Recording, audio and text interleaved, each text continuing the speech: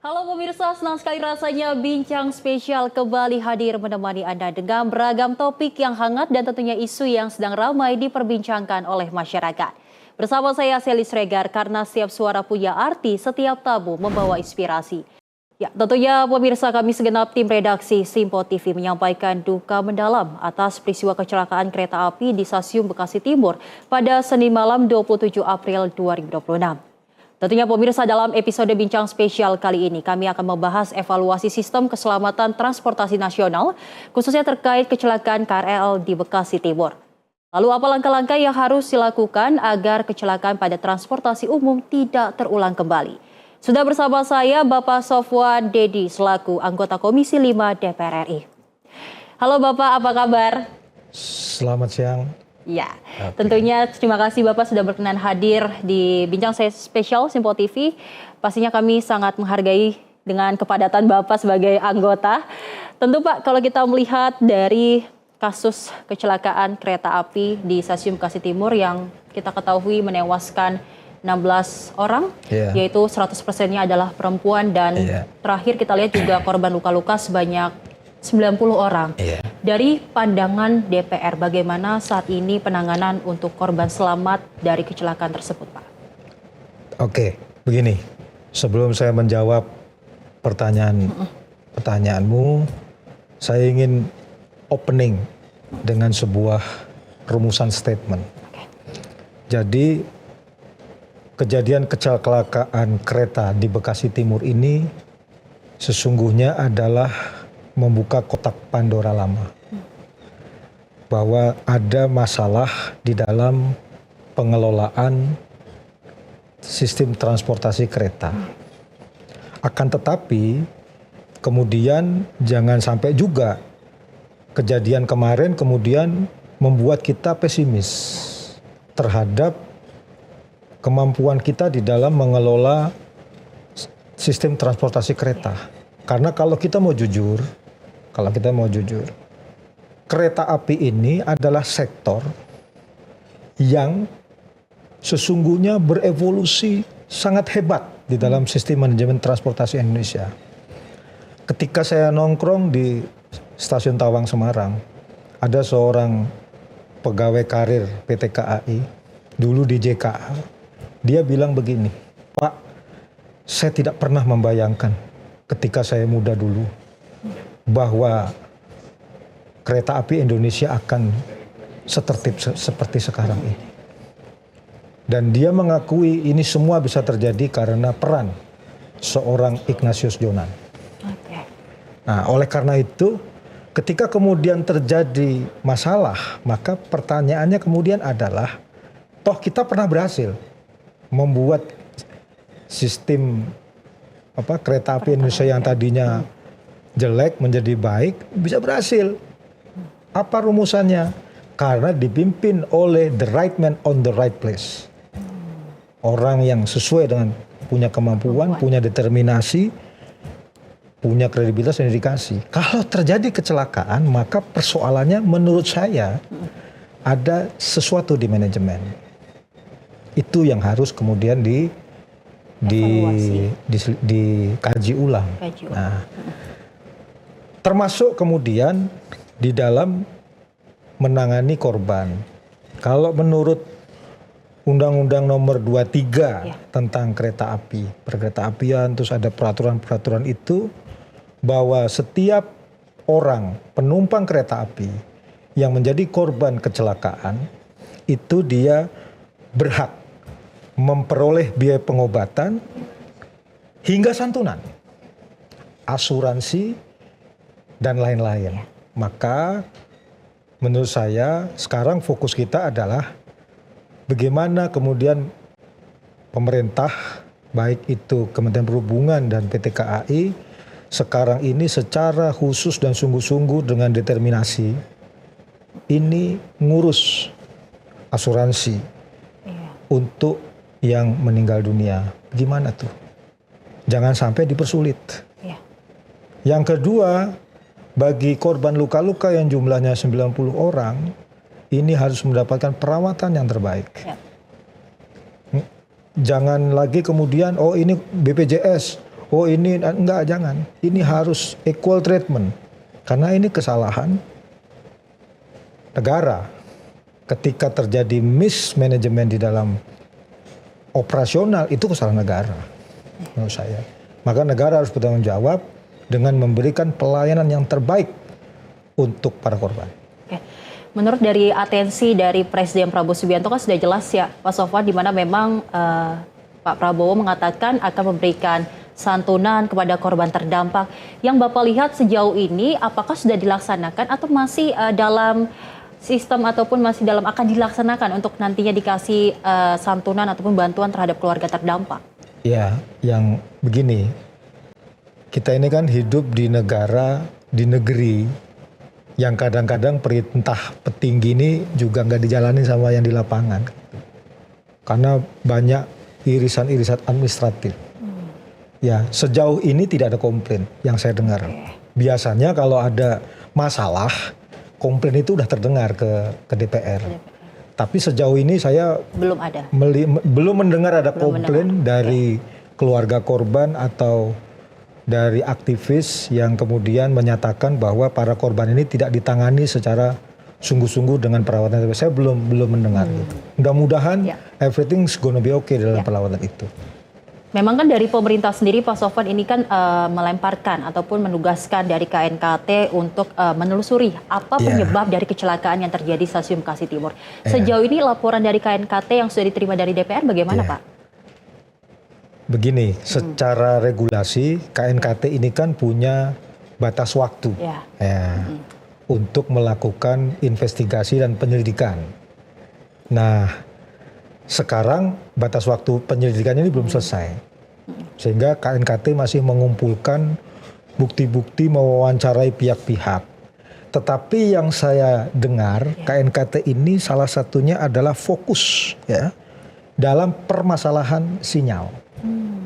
Karena menurut analisis beberapa pihak yang paham, ini anomalinya adalah kenapa tidak ada sistem persinyalan yang membuat kereta Argo Bromo ini berhenti dan menunggu. Nah, jadi KNKT kemudian fokus utamanya salah satunya ke situ. Yang kedua adalah juga untuk secara umum sekaligus kemudian secara umum apakah ini sistem persinyalannya sudah oke, sistem ATP-nya udah oke atau belum. Jadi ini sekaligus yang saya dengar begitu. Jadi kami juga masih menunggu. Kami masih menunggu rilis resmi, laporan resmi dari KNKT. Nanti setelah kita dapat laporannya, biasanya akan dibahas di dalam rapat kerja dengan Komisi 5 di DPR. Untuk waktu mungkin Pak dari KNKT memang biasanya untuk menghasilkan sebuah dugaan maksud dari kecelakaan tersebut itu biasanya butuh waktu berapa lama Pak? Ya rata-rata sih, biasanya sebulan. Oke, sebulan. Kan itu kan standar ya. Iya. Kita nggak bisa buru-buru karena ini menyangkut evaluasi menyeluruh. Kita tunggu nanti hasil KNKT-nya seperti apa. Dan saya mengimbau kepada KNKT agar penelitian investigasi yang dilakukan ini harus betul-betul memperoleh gambaran yang sebenar-benarnya. Jangan sampai ada yang kemudian ditutupi atau disembunyikan. Oke. Kalau kita lihat juga Pak, ini kan banyak indikasi dari mungkin masyarakat ataupun memang pengamat-pengamat lain yang mengatakan bahwasanya ini ada indikasi karena perlintasan sebidang yang memang masih kerap terjadi titik ataupun titik paling rentan. Dari DPR sendiri melihat seperti apa Pak terkait dengan perlintasan sebidang itu? Ya gini, sebentar nih. Perlintasan sebidang di Indonesia ini jumlahnya banyak banget. Nah, perlintasan sebidang ini jumlahnya banyak banget. Ada yang sudah ditangani masuk ke dalam sistem PT KAI, ada yang belum. Banyak mana Pak Sofwan antara yang sudah ditangani dengan yang belum ditangani? Banyak yang belum ditangani. Kenapa Pak? Karena ini perlintasan sebidang yang tidak ditangani ini perlintasan bidang yang bukan primer. Misalnya di jalan kabupaten, di jalan desa, itu banyak sekali. Dan kalau kita mau jujur, rata-rata 57%, ini data statistik ya, 57,5% kecelakaan kereta api itu yang di perlintasan sebidang ini terjadi di perlintasan yang bukan di jalur di perlintasan primer tadi. Itu misalnya di jalan kabupaten, di jalan desa. Persoalannya kenapa itu tidak dikelola oleh PT KAI? Karena memang regulasinya begitu. Ya. Menurut peraturan Menteri tahun 2018 tentang peningkatan keselamatan perlintasan sebidang, itu ada hierarki tanggung jawab pengelolaan. Kalau dia jalan nasional, maka yang mengelola Direktorat Jenderal Perkeretapian atau PT KAI, Menteri itu jalan nasional. Kalau dia perlintasannya di statusnya dalam provinsi, yang bertanggung jawab pemerintah provinsi, dalam hal ini gubernur. Kalau dia di jalan kabupaten kota, yang bertanggung jawab bupati. Jalan desa bupati, termasuk biayanya. Gitu. Termasuk biayanya. Oleh karena itu, menurut saya peraturan menteri ini harus segera di-upgrade. Kalau kita kaku seperti ini, susah. Misalnya gimana solusinya misalnya? Ya udah, bikinlah regulasi direvisi yang bisa kemudian memungkinkan kerjasama. Apakah itu di outsourcing dengan BUMD sehingga perlintasan sebidang yang menjadi tanggung jawab kabupaten juga bisa ditangani. Dalam kunker kami kemarin di Jawa Tengah, beberapa bupati itu curhat. Jumlah perlintasan sebidang kereta api di kami jumlahnya banyak. Katanya sampai lebih dari 90. Tapi kami nggak punya uang untuk mengelola itu. Uangnya dari mana? Bayar petugasnya dari mana? Nah, ini pasti merata nih. Ini kan masalah bersama nih. Ketika sekarang anggaran pemerintah kabupaten juga turun. Kalau kita kaku dengan peraturan menteri ini, pasti pemerintah kabupaten give up. Nggak bisa. Kemarin kejadian lagi di mana tuh? Kan itu bukan di perlintasan sebidang yang jalan provinsi atau jalan nasional. Itu di perlintasan yang banyak kejadiannya justru yang seperti itu. Nah ini kemudian meledak ketika terjadi kecelakaan di Bekasi. Nah sekarang bagi saya sekalian aja ini kita jadikan momentum untuk memperbaiki regulasi sistem pengelolaan perlintasan sebidang sampai ke tingkat perlintasan sebidang yang melintas di jalan desa. Itu yang pertama. Yang kedua misalnya kalau biayanya terbatas, oke, mana yang mau dikelola dan mana yang harus ditutup. Kalau ditutup ya ditutup. Tapi sesungguhnya yang menarik saya pelajari di peraturan di undang-undang ya ada nih di Undang-Undang Nomor 2 tentang lalu lintas dan angkutan jalan pasal 296. Ini juga nggak dijalanin nih. Kalau menurut pasal ini ya siapapun orang yang jika sinyal sudah berbunyi atau palang sudah tertutup, dia masih nerobos, dia bisa kena pidana 3 bulan kurungan atau denda 750.000. Ini bisa menjadi dasar hukum. Pasang aja tuh tilang elektronik situ, kerjasama sama Polres. Nah, berbicara tadi soal etle, memang kan kita ketahui Pak, ini saya baru baca, kemarin malam saya baru baca bahwasanya Polda Metro Jaya katanya juga akan memperlakukan etle di perlintasan rel agar nantinya bisa tahu penyebab dari kecelakaan nantinya di kereta gitu. Nah, kalau pandangan DPR bagaimana Pak? Kalau saya regulasi sanksi itu kan dibuat supaya orang tidak melanggar. Ya. Kecelakaan di Bekasi terjadi karena ada taksi yang melanggar dan robos.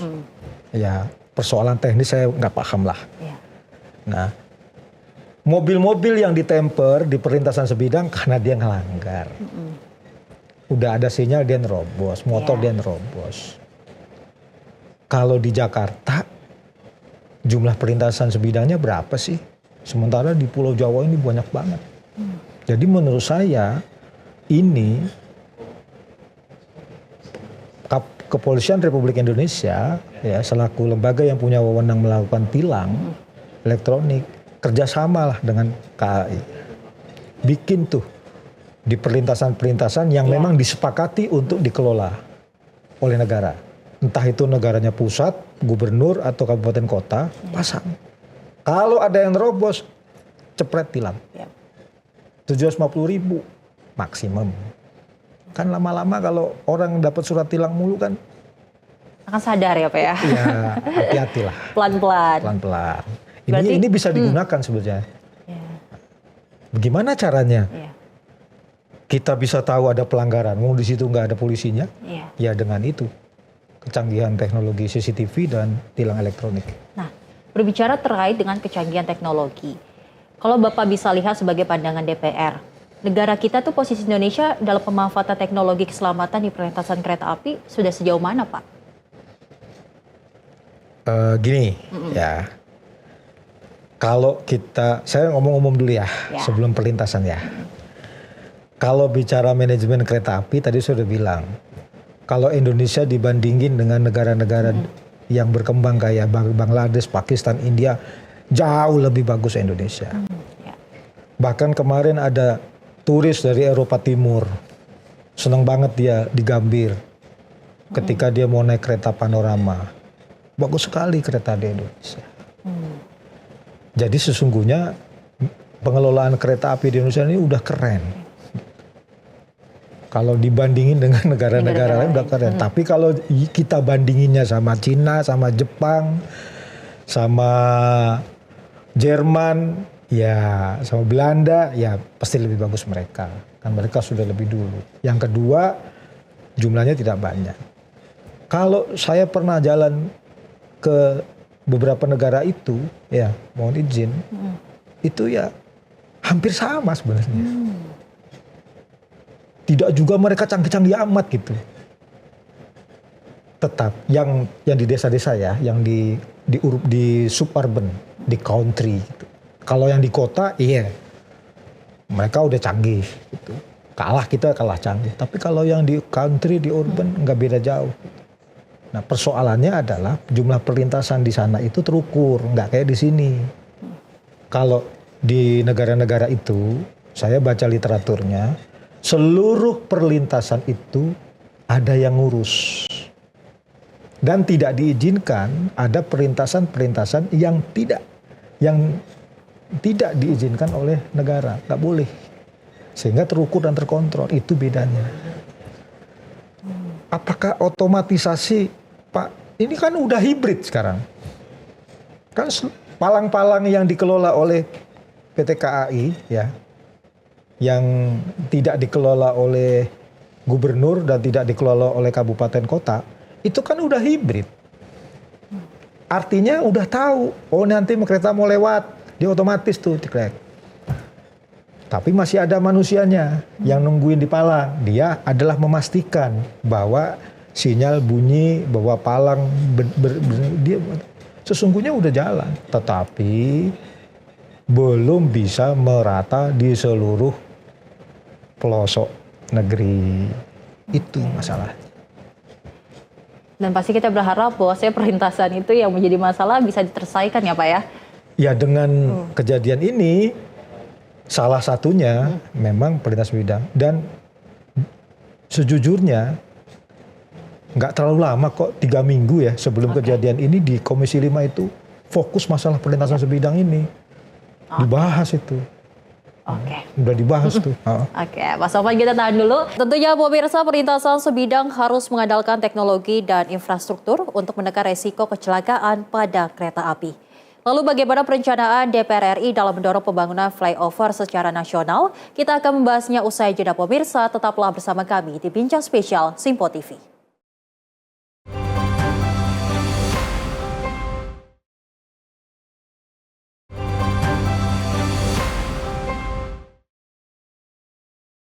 Terima kasih pemirsa, Anda kembali menyaksikan Bincang Spesial Simpo TV. Tentu Pak Sofwan, kita akan lebih membahas lagi terkait kecelakaan kemarin. Ini kalau membahas kecelakaan kemarin yang kita ketahui Pak, dari Wakil Ketua DPR RI, Bang Dasko, ini langsung sidak malam-malamnya bersama utusan Presiden, begitupun dari Wali Kota Bekasi dan ada juga perwakilan dari anggota Komisi 5. Ini kan kita ketahui ternyata ada atensi dari Presiden Prabowo Subianto bahwasanya akan menurunkan anggaran 4 triliun untuk menertibkan 1.800 perlintasan sebidang dari 1.800 itu. Dari DPR RI sendiri melihat seperti apa Pak? Ada atensi dari Prabowo seperti itu? Wah, kalau kami sebagai DPR RI ada komitmen dari Presiden 4 triliun untuk khusus dibelanjakan untuk menangani perlintasan sebidang, ya pasti mendukung. Pertanyaannya kemudian 4 triliun ini untuk apa saja? Jangan sampai kemudian 4 triliun ini habis hanya untuk bangun flyover. Karena 4 triliun untuk bangun flyover nggak akan dapat banyak. Kan begitu. Maka bagaimana Pak? 4 triliun ini sebaiknya bagaimana? Jumlahnya 1.800 ya tadi. Ada yang harus digunakan untuk bangun flyover, tetapi lebih baik sebagian besar digunakan untuk membiayai ribuan seperti yang saya sampaikan di awal tadi. Untuk otomatisasi, untuk bayar orang, kan hibrid nih, masih hibrid. Yang kedua adalah untuk juga perawatan. Nah, apakah perlu flyover misalnya? Ya perlu, tapi di titik-titik yang memang dia harus dibangun gitu. Kalau di titik itu nggak perlu dibangun flyover, ngapain kita bangun gitu? Lebih baik kita bikin sistem pos palang pintu yang memang kemudian dia konsisten, lengkap tuh, sudah ada CCTV-nya. Sudah ada otomatisasinya. Dia connect sama stasiun sebelumnya, connect. Dia connect dengan keretanya. Karena kalau menurut peraturan, sesungguhnya di peraturannya itu, kalau mau melintasi perlintasan sebidang itu, kecepatan kereta harus melambat. Nah, sementara kebijakan manajemen direksi yang lama, demi untuk meningkatkan jumlah perjalanan dan kecepatan waktu, ini kan dibikin cepat kecepatannya. Nah ini juga harus dikoreksi nih. Kita mau pakai sistem manajemen yang kereta cepat, on time dan cepat, tapi peraturannya masih harus 60 km per jam. Berarti kan peraturannya harus disesuaikan atau gimana nih? Ya kan? Nah ini yang menurut saya harus segera dilanjuti. Kembali soal flyover, ya kalau menurut data sekarang itu sudah ada peta prioritas nasional. Ada 10 titik prioritas jangka pendek dan 50 lokasi prioritas jangka menengah. Berarti yang terdekat ini 10. Katakanlah kalau yang tadi itu untuk ada yang buat flyover kan berarti maksimum 10. Untuk 10 flyover. Tapi kalau menurut saya lebih baik dana tersebut digunakan untuk menangani 1.800 titik ini dalam bentuk sistem pengelolaan dan sistem automatisasi perlintasan sebidang. Begitu Mbak. Berarti sebenarnya untuk pembangunan flyover ataupun penghapusan dari perlintasan sebidang ini sebenarnya sudah cukup efektif ya Pak yang dilakukan atensi dari Presiden Prabowo Pak? Ya kalau dengan duit segitu kan kita bisa berbuat banyak. Ini kan berarti kan anggaran tambahan untuk Kementerian Perhubungan. Ya kan, persoalannya anggaran ini nanti dibelanjakannya harus tepat. Jangan sampai ada tambahan anggaran dibangunnya hanya buat flyover jadinya sedikit atau timpang. Padahal permintaan Presiden adalah 1.800. Ya. Berarti 4 triliun untuk 1.800. Ya. Nah ini ya nanti yang akan kami dalami bersama mitra kerja kami, Kementerian Perhubungan dalam rapat kerja di Komisi 5. Ini 4 triliun mau bagaimana, dibelanjakannya mau bagaimana. ya enggak. Melibatkan pemerintah daerah enggak. Terus bagaimana sistemnya melibatkan pemerintah daerah? Karena menurut undang-undang perlintasan sebidang yang di jalan desa, kabupaten, kota itu kewenangan bupati, wali kota. Bagaimana ini supaya enggak nanti setelah dibelanjakan nanti enggak jadi masalah hukum. Ya. Ini kan harus dibahas nih. Oke, tapi Pak Sofwan berkaitan dengan perlintasan sebidang, langkah tegas dari DPR RI untuk mempercepat penghapusan ataupun perbaikan dari perlintasan sebidang ini seperti apa, Pak? Semua pelaksanaan kebijakan itu harus sesuai dengan regulasi. Ya. Sekali lagi, ini kewenangannya hierarkis. Ada yang kewenangan menteri, ada yang kewenangan gubernur, ada yang kewenangan kabupaten, kota. Jadi saran saya libatkan, diundang. Misalnya di sebuah kabupaten Sukoharjo misalnya, Bu Bupati, mana yang harus ditutup? Mana yang mau dikelola? Kalau dikelola uangnya ada nggak? Gitu. Oh nggak ada. Oke, pakai dana dari pusat misalnya. Mekanismenya bagaimana? Nah ini dirembuk. Karena undang-undang amanatnya begitu. Kalau mau nutup gak bisa main tutup. Iya. Tanya dulu sama bupatinya. Nanti tiba-tiba ditutup bikin konflik sosial. Ya nggak? Iya. Yang tahu wilayah kan bupati. Ada sebuah perlintasan jalan desa dilintasi rel bersinggungan ditutup. Padahal itu wilayah strategis untuk sentra pangan. Susah. Jadi harus melibatkan pemerintah daerah. Sesuai dengan amanat undang-undang perkereta apian. Selain perlintasan sebidang, Pak, kalau dengan pembangunan flyover, bagaimana tuh strategi dari DPR untuk mendorong pembangunan itu? Apakah sama akan melibatkan dari pemerintah daerah atau seperti apa? Tadi kan sudah ada, saya sampaikan, ada 10 prioritas jangka pendek. Ya. Nah 10 ini mau dibiayai pakai dana pusat atau dana provinsi. Kalau dana kabupaten pasti nggak kuat. Kan biasanya flyover ini pembangunannya, pembiayaannya hanya 2, setahu saya. Ya. Kalau nggak pusat, ya provinsi. Seandainya 10 provinsi yang punya duit siapa sih sekarang yang punya duit? Ya paling DKI Jakarta doang. Yang lain mana? Kan lagi efisiensi. Nah itu berbicara terkait dengan efisiensi. Iya. Hambatan dari untuk pembangunan flyover itu selain dengan anggaran apa, Pak? Bikin flyover itu kompleks banget. Satu, pembebasan lahan. Ya. Nah biasanya masalah utama tuh di pembebasan lahan. Itu nggak gampang dan nggak cepet. Nanti ada konflik. Ya. Jadi menurut saya lebih baik dalam jangka pendek ini negara melalui Dirjen Kereta Api dan KAI kan sudah punya roadmap yang 10 titik itu yang mana tuh. Udah fokus. Dari 10 apa mau dibangun semua, duitnya cukup nggak? Nah, karena amanat presiden bukan flyover loh. Amanat presiden 4 triliun untuk 1.800 perlintasan sebidang loh.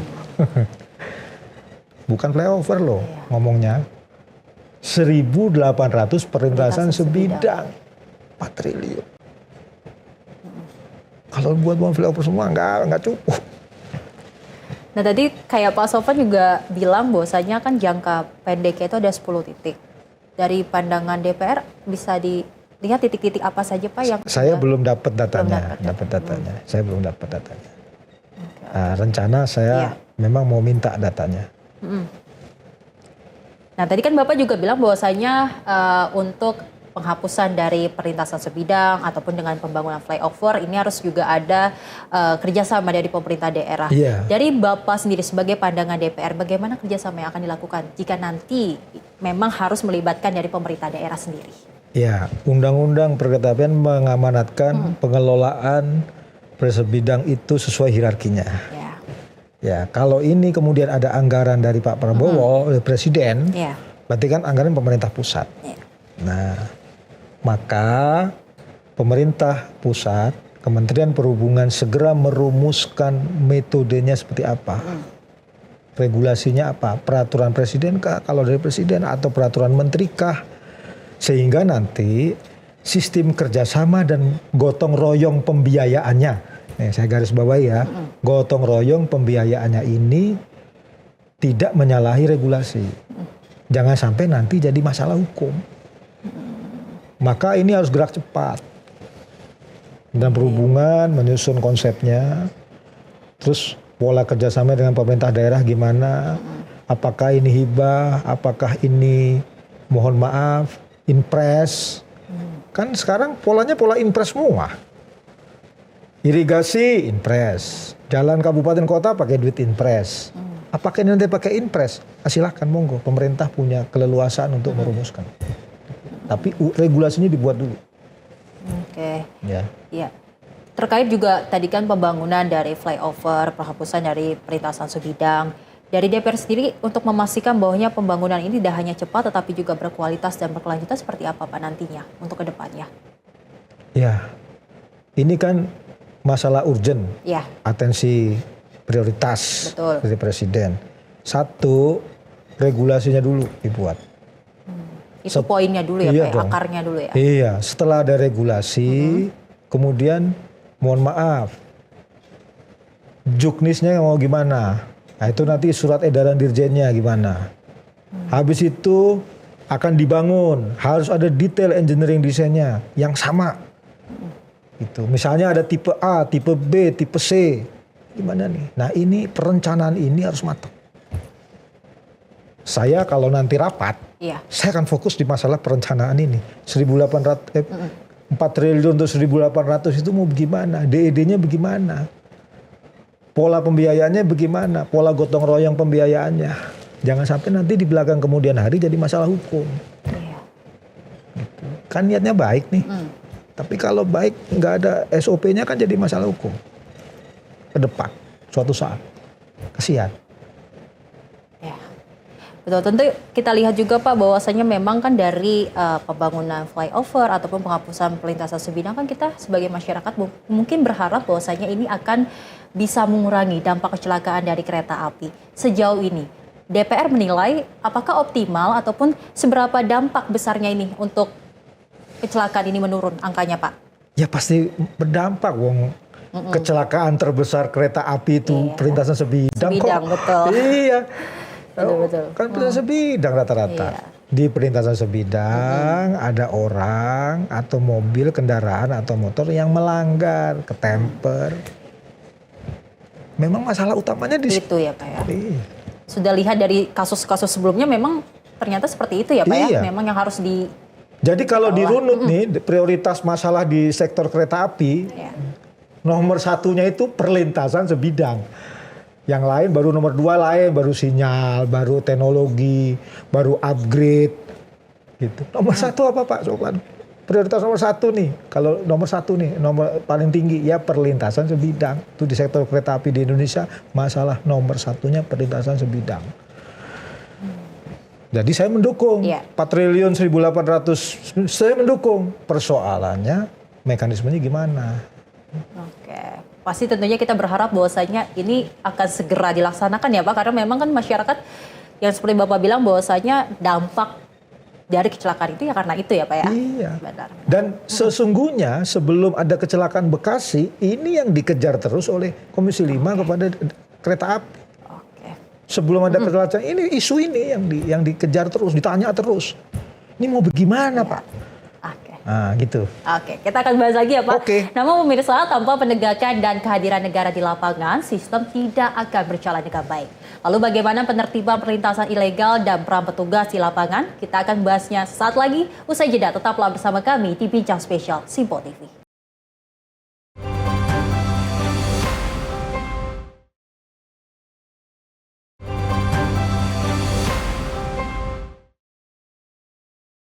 Masih bersama kami pemirsa dalam Bincang Spesial Simpo TV.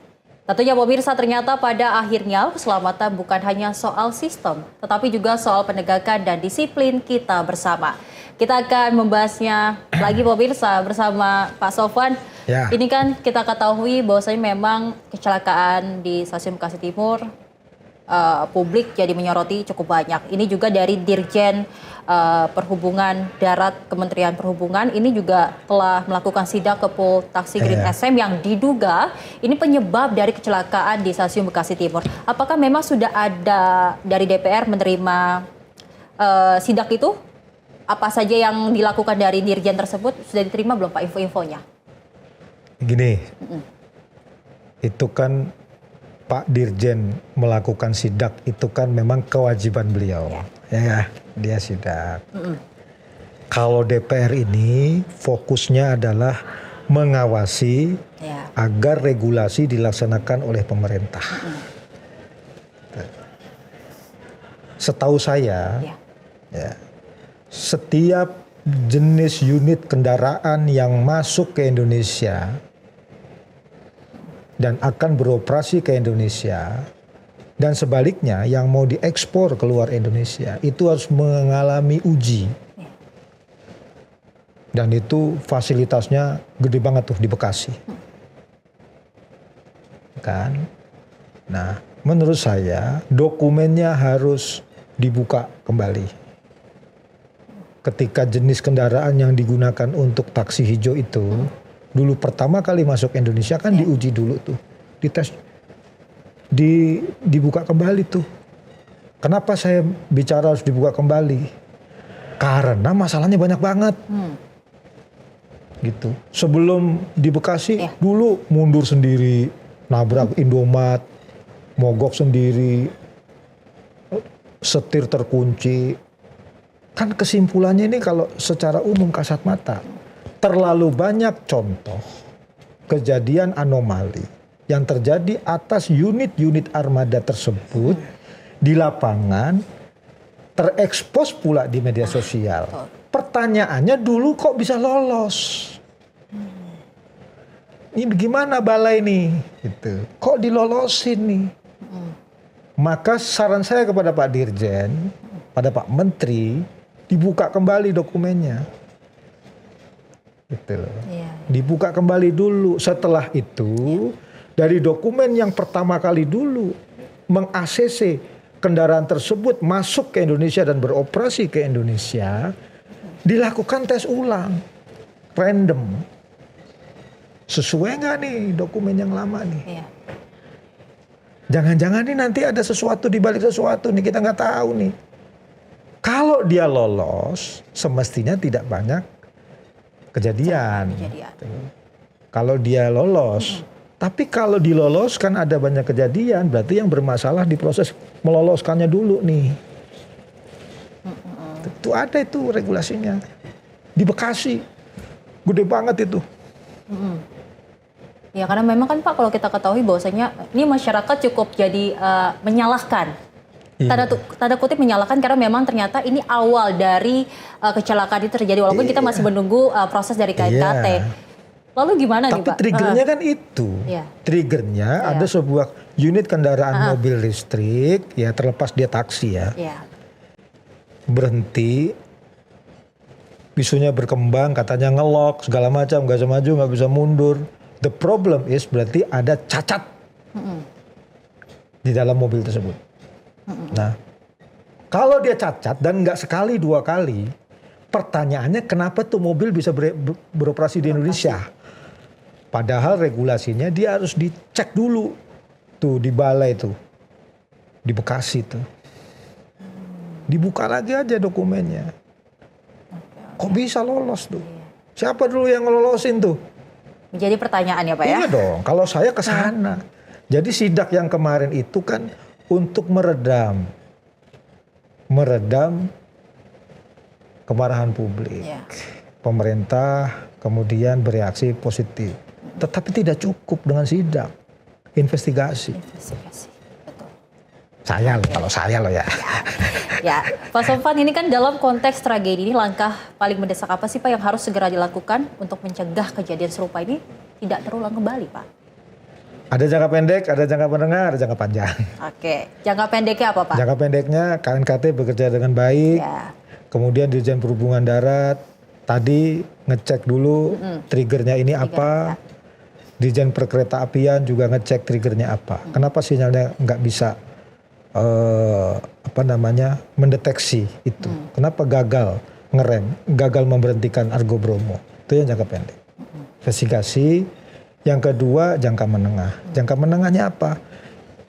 Dengan atensi negara melalui perintah presiden itu, perlintasan sebidang kita tata dengan sebaik-baiknya, melibatkan seluruh elemen, bicara secara cepat, rapat, efektif, eksekusi. Yang ketiga adalah ini jangka panjangnya, pengembangan sistem otomatisasi untuk kereta reguler, terutama kereta jarak jauh di Indonesia. Karena di Indonesia ini, mohon maaf, itu secara GOA-nya, GOA itu apa ya? Grade of automatization itu masih nol, jadi masih mengandalkan manusia. Ya, masih mengandalkan manusia dia. Bagusnya kombinasi lah hibrid, sistem otomatisasi. Sistem otomatisasi udah ada. Tetapi ini harus di-upgrade. Dan peraturan pemerintahnya harus disesuaikan dengan teknologi yang terkini. Karena udah lama banget, 2018. Ini udah berapa tahun, udah 6 tahun. Ayolah, jangka panjangnya itu. Sehingga ke depan, manajemen kereta api yang udah bagus ini, pelayanannya udah bagus, sistem tiketingnya udah bagus, ketepatan waktunya udah bagus. Udah bagus nih. Stasiunnya udah bagus. Nah, tinggal otomatisasi perjalanan kereta yang kemudian mendukung manusia-manusia yang mengoperasikan kereta itu. Terkonek dengan perlintasan-perlintasan sebidang tadi. Dan yang tidak kalah penting, regulasi kita ya, ini agak mundur yang jangka pendek nih. Menurut regulasi ya, sekarang ini terlalu banyak perlintasan sebidang yang liar. Regulasinya itu tidak boleh perlintasan bidang di titik A dan titik B ini maksimum itu harus 800 meter. Tidak boleh kurang dari 800 meter. Ini aturan nih. Bukan teori nih. Ya udah, tertipin aja sesuai regulasi 800. Yang di bawah 800 tutup. Mana yang mau ditutup? Rembukan sama bupati. Rembukan sama gubernur. Tapi peraturannya itu. Kalau udah di atas 800 aman. Kan lebih banyak nih. Nggak nyampe sekilo ada desa lewat. Palang sendiri. Tuh di Depok tuh. KRL. Banyak banget itu. Saya kan dulu kan angker, anak kereta. Ya. Bikin yang orang itu. Ya itu membantu tapi kan bahaya. Dia bikin portal sendiri. Bayar 2.000. Bukan kita mau membunuh pekerjaan dia, bukan. Iya. Tapi itu bahaya. Dan itu nggak nyampe 300 meter ada. Mungkin hanya untuk orang, hanya untuk motor. Tapi liar. Negara harus tegas. Peraturannya 800 meter. Titik perlintasan satu dengan berikutnya itu 800 meter regulasinya. Kalau ada di bawah itu berarti kita sendiri yang melanggar regulasi yang kita buat sendiri. Nah, ya nggak? Iya. Nah, Pak Sofwan, ini kan pastinya DPR mendorong evaluasi menyeluruh. Lalu apa saja sih Pak aspek yang akan diaudit secara nasional dari DPR nantinya Pak? Itu tadi yang saya sampaikan, jangka pendek, jangka menengah, jangka panjang. Masih itu ya Pak, berkaitan dengan itu ya? Iya. Yang kedua, yang tambahannya kalau kita mau fair, ya tentang SDM. Tapi kalau saya ngelihat SDM kereta api udah bagus. SDM pelaksana operasional sistem transportasi darat, kereta api dan udara kita itu udah bagus. Gitu. Kalau laut menurut saya juga udah bagus. Gitu. Yang susah kan darat, karena nggak terlalu ketat penyaringannya, driver kan nggak terlalu ketat nih. Tapi kalau mohon maaf untuk jadi masinis, untuk jadi nahkoda, kapten kapal, pilot kan rigid. Jadi tinggal itu tadi, perlintasan sebidang kalau kereta api. Sama otomatisasi. Itu aja. Oke Pak, ini kan pastinya keselamatan dari transportasi umum tidak hanya dengan berkaitan sistem ataupun dari pemerintah sendiri. Pastinya kita berharap juga masyarakat bisa memahami bagaimana peraturan lalu lintas. Lalu apakah memang pendekatan seperti ini harus ada kombinasi antara penegak hukum dan juga masyarakat sendiri Pak? Hukum dibuat untuk menertibkan masyarakat. Gitu loh. Jadi ya kita sebagai penyelenggara negara ya kita tegakkan aja aturannya. Apa tuh aturannya? Udah ada kok di undang-undang tadi saya baca di pasal 296 Undang-Undang nomor 22 tentang lalu lintas jalan dan angkutan jalan. Pasal 296 yang nerobos padahal sinyal udah bunyi.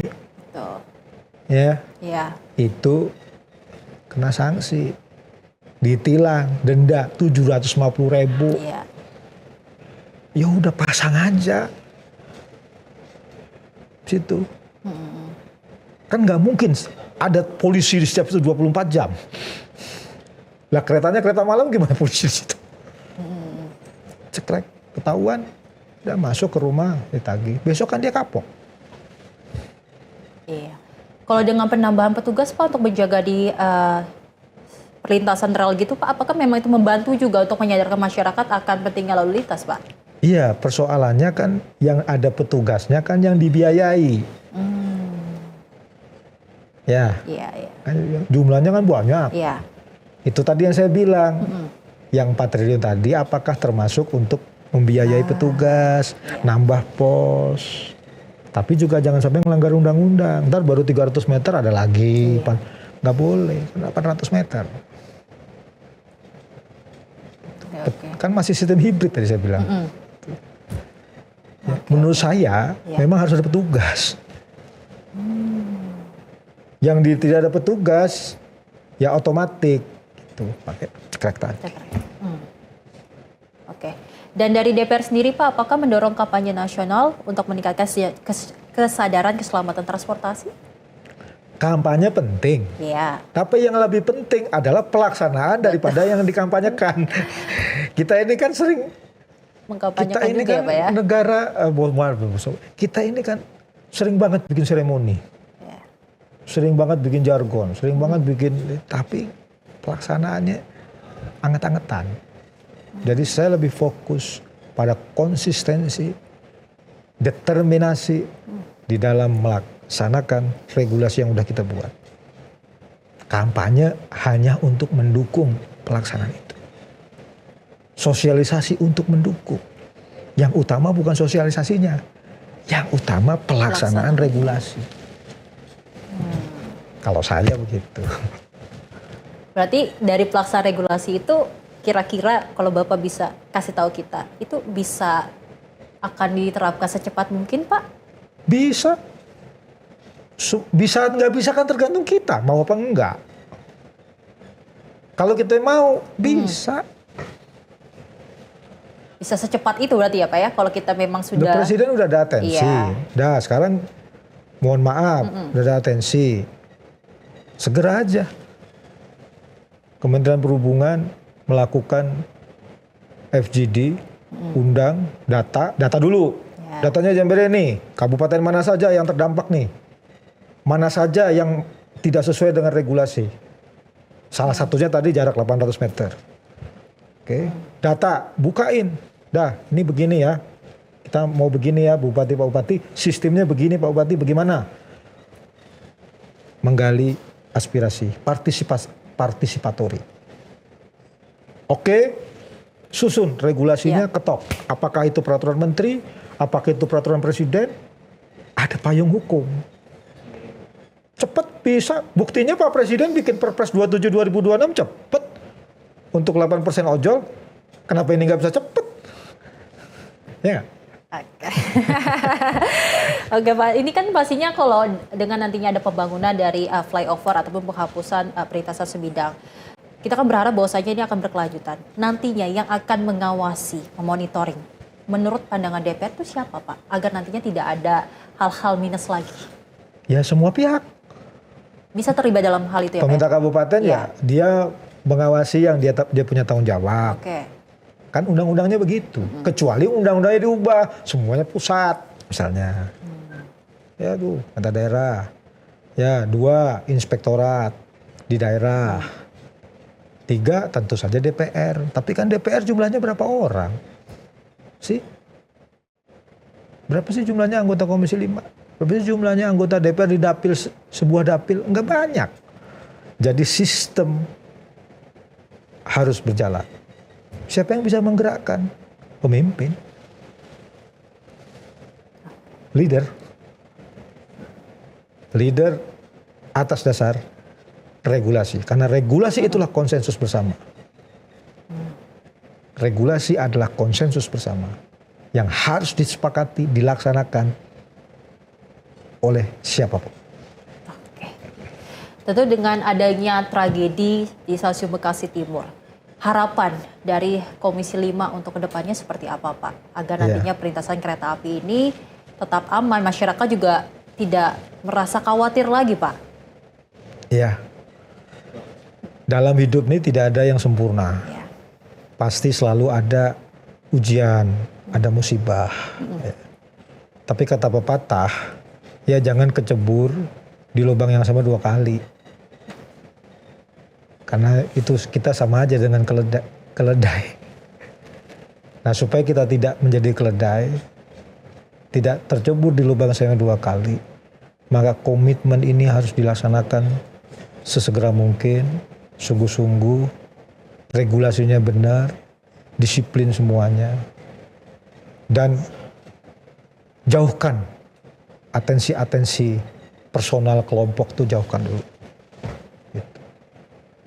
Kita sekarang butuh kekompakan untuk bersama-sama melayani masyarakat, melayani publik, menjaga publik, keselamatan publik, dan itu bisa.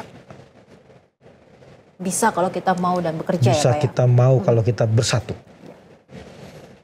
Bersama-sama. ya. Dan mungkin ada pesan dari Pak Sofwan selaku anggota Komisi 5 kepada masyarakat mungkin agar nantinya masyarakat juga bisa berhati-hati dalam berlalu lintas untuk tidak terjadi lagi tragedi-tragedi seperti ini Pak. Ya. Pesan saya apa ya? Ya, ayo sama-sama kita menjadi pribadi yang lebih tertib. Karena ketertiban diri kita itu adalah modal kesuksesan kita di hari itu, di hari yang mendatang. Kalau kita nggak tertib, kita nggak akan bisa sukses. Kita nggak tertib, kita nggak akan bisa maju.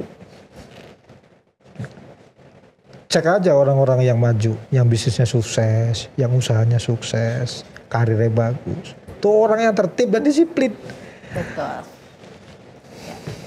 Berarti itu ya Pak ya, pesan kepada masyarakat bahwasanya harus tertib dan disiplin. Dan kita tentunya berharap bahwasanya memang dari pemerintah terus melakukan hal-hal yang terbaik, terutama tadi terkait regulasi ya Pak, yang ini harus menjadi akar utama dari perbaikan agar nantinya kejadian di KRL tidak terulang kembali. Dan tentunya pemirsa, tragedi ini menjadi pengingat bahwa keselamatan tidak bisa ditunda. Diperlukan perubahan menyeluruh dari sistem, infrastruktur, hingga perilaku masyarakat. Tentunya terima kasih Bapak Sofwan Dedi selaku anggota Komisi 5 DPR RI yang sudah meluangkan waktu bersama kami. Dan tentunya terima kasih juga untuk Anda pemirsa yang setia menyaksikan Bincang Spesial. Saya Selly Sregar pamit undur diri, sampai jumpa di Bincang Spesial berikutnya.